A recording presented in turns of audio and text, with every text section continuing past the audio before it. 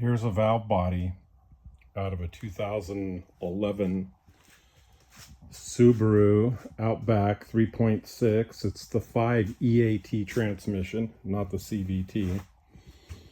And there's a code that comes on that says that I think they call it a turbine sensor, but it's really reading the internal torque converter. And they suggest you change out this entire valve body because of that sensor.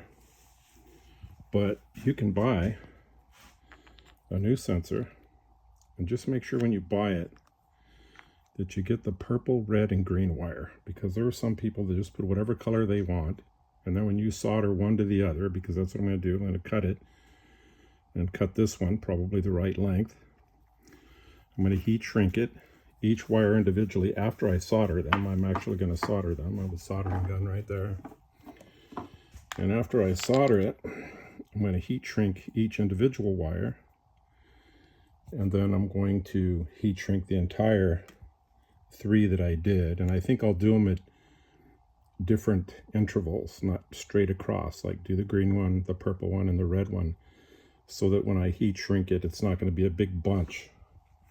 Because if it ever rubbed against something, or maybe it got heavy or whatever, and it might break a solder joint. But if you solder them individually and separate them by about 1 inch, because there's room, you can't always do that, but because I can, I will. But there's 11 black bolts, and they're a little bit long.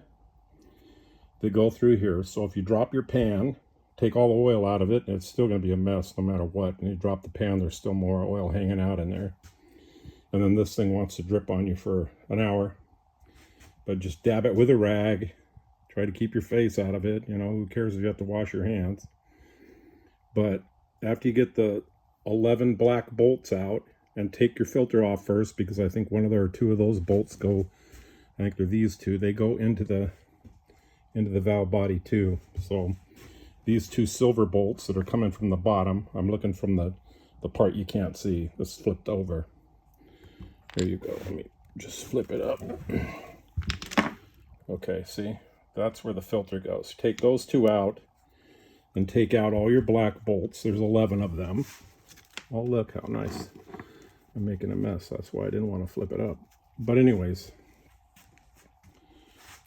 make sure that this lines up when you put it back in, because this is your selector. So it's selecting the valve body as well as selecting what gear you're in, because it's not just here. The selector goes into the transmission. So what I'm going to do is take this off, cut each wire, clean them up, solder them well, heat shrink them individually, and then heat shrink the whole deal, and then just put it back in. 11 bolts in the filter. Fill it with oil. But what I'm going to do, the other thing, is I'm going to drain all the oil. I bought a new drain pan, so it's clean. I'm going to take it out of the drain pan through a paint filter. You know, one of these paint filters, because it's a pretty fine filter and it will run pretty fast. And I'm going to put the transmission fluid back in, the same transmission fluid. I might add a quart or a half a quart depending on what it wants, but I'm not going to change the transmission fluid. It smells good. It's red. I mean, if it's burnt, change it. But some transmissions start acting funny when you change their fluid. They get used to the fluid they have. It sounds a little weird, but I've had a lot of transmission people tell me it's better to filter and put it back. There you go. 2011 Subaru 3.6 5-speed EAT.